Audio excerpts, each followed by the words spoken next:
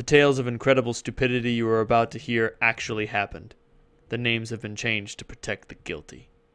Welcome back, everyone, to Failing for Effect. I am here back again with Hedoth with Bimmy Moment number 2 from the 11-point list.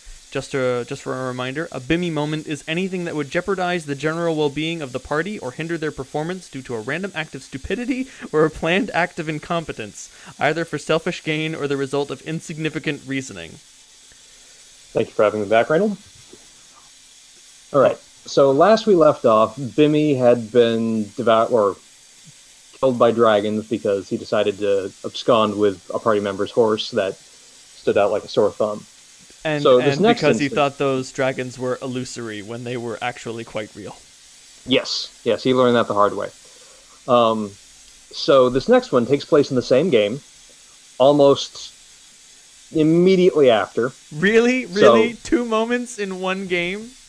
Oh, yes. So what happened is that after he lost his previous character, he needed a new one because, it had been, manhandled by dragons and, dropped to what we assumed was his death. So anyway, Bimmy then proceeds to make a monk. And we start... This is in spite of the fact that he had previously been playing a cleric, and you do still need a healer. Yes. Okay. So we didn't really begrudge him for making a monk.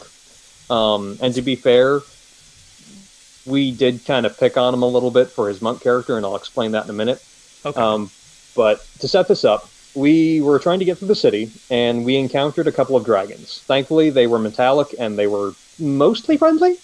Like, okay. They cool. still had that dragon, I'm better than you, I could eat you if I wanted to, but I'm not going to because I've got a job for you.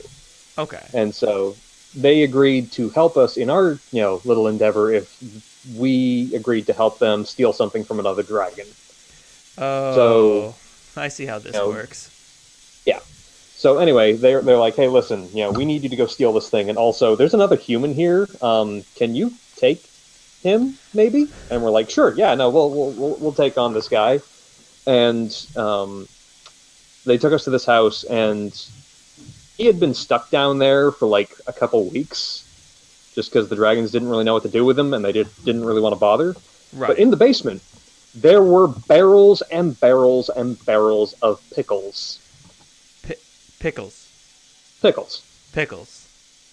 So he had been eating... Sorry. Like 12 barrels of pickles? I'm sorry, barrels of pickles. Yeah. Okay. I forgot what the building was exactly, but there were many, many pickles. Many, many barrels of pickles. Okay. And for that time, he had been eating, sleeping around, and bathing in pickle juice, because you want to try and stay clean somehow, maybe. Although, I don't know if a pickle brine would really be good for the skin. But anyway, so I forgot what exactly happened, but he did something irritating, and he didn't really want to tell us his name, or he picked a name that we couldn't pronounce, so we just started referring to him as Pickles. So, right off the bat, that's kind of us just being a dick and sort of making a jab at him, and we eventually let it go. Like, we didn't carry it on through the rest of the game. But anyway, so we stole the thing for the dragons, and the dragons gave us a lift to where the star had fallen. And something happened. I can't remember what, but we found a time machine. Oh, okay? No. I believe I've told you this story in the past. But we found no. I know where this is going, and it's beautiful. Yes.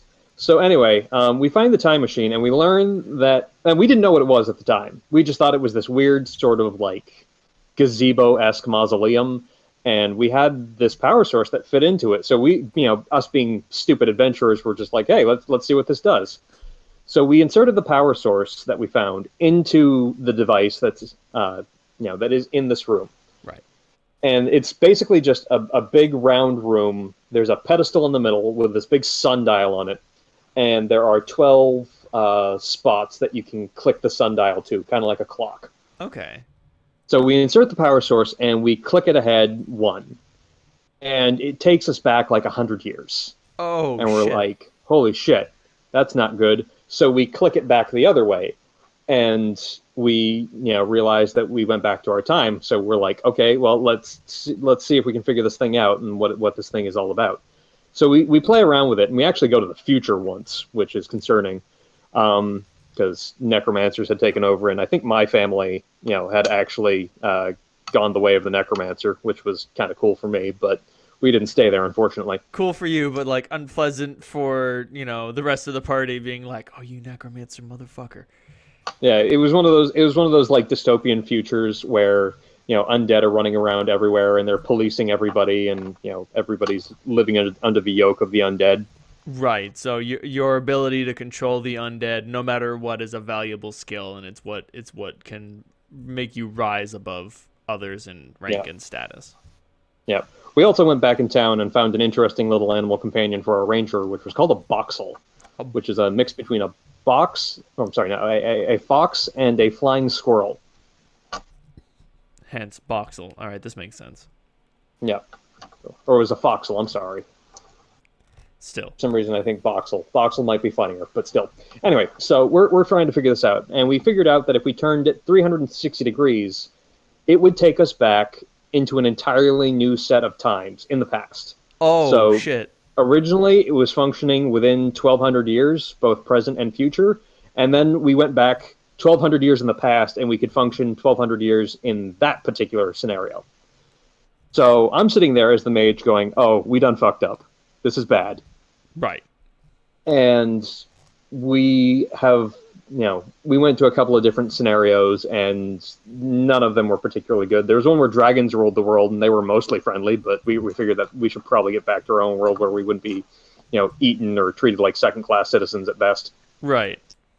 So I'm using what little bit of understanding I have of the arcane to try and figure this thing out.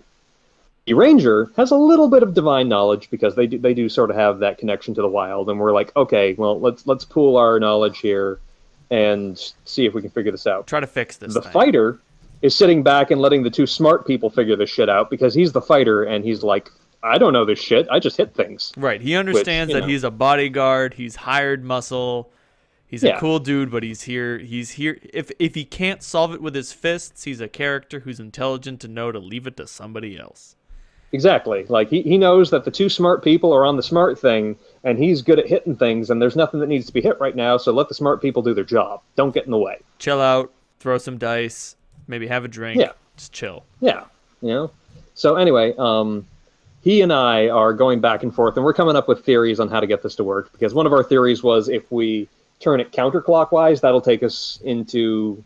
But that would take us into the past. So if we turn it 360 degrees clockwise, that would take us into the future because that makes sense. Right, there's some logic there. Yeah, you can follow the logic there. And we had come up with a couple of theories, and the thing that kills me is that we had one theory that was our last theory that was absolutely correct, and it would have worked. Oh. Which all we needed to do was just remove the power source, and it would take us back to when we inserted the power source. Okay, that does make sense. Okay. Yeah. So that was the key. That was the answer. And we wanted to try a few more things because we were a little worried that if we took the thing out, it might explode or something. Right, it might explode or eliminate you from existence or just stop existing. We're dealing with time travel. Like, none of this shit is particularly good. This is actually the game that put me off time travel. I would say none of this shit is particularly good, and if you fuck up, you're fucked forever. Yeah, pretty much. So anyway... Bimmy is getting tired of the two smart people, that have some understanding of how the fabric of reality works, debating back and forth what we should do next. So he gets just frustrated and spins the dial in the center. Oh, at which point in time, it was all sort of like, we didn't really register it because why would a person do that? Like, we know what happens if you spin it 360 degrees. Why would you spin it like a damn top? And at this point in time, we went unconscious because the minds of the mere mortals that we were not prepared to go back in time as quickly nor as far as we had been sent. We went too far. Oh God, no! Like when we spun it 360 degrees, like some of us passed out and woke up shortly thereafter with a massive headache. We all went unconscious. There was no save. There was no, oh man, would you like to see if things turn out all right. No, it's just nothing was good. And the most distressing part is that every time that we had gone into the past, or every time we had done something, the time machine was there. We woke up in the time machine. When we woke up, the time machine was gone. And instead of the developed ruins that we had found the damn thing in, it was just this lush jungle. And there was this, like, primordial plants all over the place. There was a small outcropping where, we could sort of see what, the land as it was possibly hundreds of thousands, if not millions of years ago. So you're living in the land of the lost is what you're telling me now. I'm getting there. Okay, so we are trying to figure out what in the hell to do, because we don't know where we are, we don't know when we are, and shit's just gone all kinds of sideways. The machine is gone. Bimmy is looking like food. We were not too impressed, but taking stock of the party, we had me, who was the sorcerer, we had the ranger, we had the fighter, and we had Bimmy, who was the monk. Okay, well, so anyway, you have a ranger, so you might be able to, despite the fact that this is a crazy death jungle, you might be able to survive it. Yes, and that'll be important later. So what happens is Bimmy gets the bright idea of climbing a tree and seeing if he can scout the surroundings, and we're like, okay, you do that. So we're waiting down at the bottom of this tree, and we hear some rustling in the bushes. And we're like, what the fuck is that? Is it something we need to be concerned about?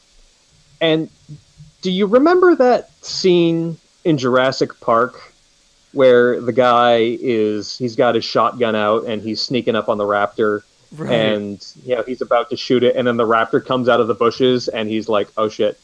And then, it just mauls him to death. As I recall, his exact line is, clever girl, and then he gets mauled to death. Yes. That's basically what happened, except instead of the nimble raptors from Jurassic Park, they were mega raptors. So imagine them twice as big, capable of, I think 3 attacks on the charge. And there were 3 of them, I believe. Oh, baby. So anyway, I'm like, oh shit, I'm unloading all my spells into these fucking things because they're going to ruin our day. Our fighter's like, I can hit things. I know how to do this. I'm going to kill these things by hitting them. And the ranger's doing what he can to kind of, make it work. And Bimmy sees all of this from the tree. So Bimmy's like, okay, here's what I do. I'm going to jump out of the tree, and I'm just going to fall and punch the raptor in the head. Okay. Yeah. Oh, shit. So he falls like 20 or 30 feet, I think, and misses. He just fails to hit the raptor and just hits the ground. And fucking breaks his legs. No, he's unconscious. Like, I think he was at like -1 or something. Oh, Jesus. So, and for those listening at home, this is 3.5, I believe, so it's that rule system. So he's unconscious, and I think he's stabilized. And it's the 3 of us fighting the raptors. And at this point in time, we've killed all the raptors but one. The raptors have downed the fighter and downed the ranger, and I'm like, fuck this, invisibility. Right. And I've got 2 more uses of invisibility and 3 downed companions. Who are the 2 guys you're gonna say? Yeah, and I'm sitting there and I'm going, we got the ranger. He knows, like, this is Jurassic Park, so I don't know how much his knowledge of nature is going to come in handy here, but hey, this is a guy that knows how to live in the woods, so I'm gonna keep him.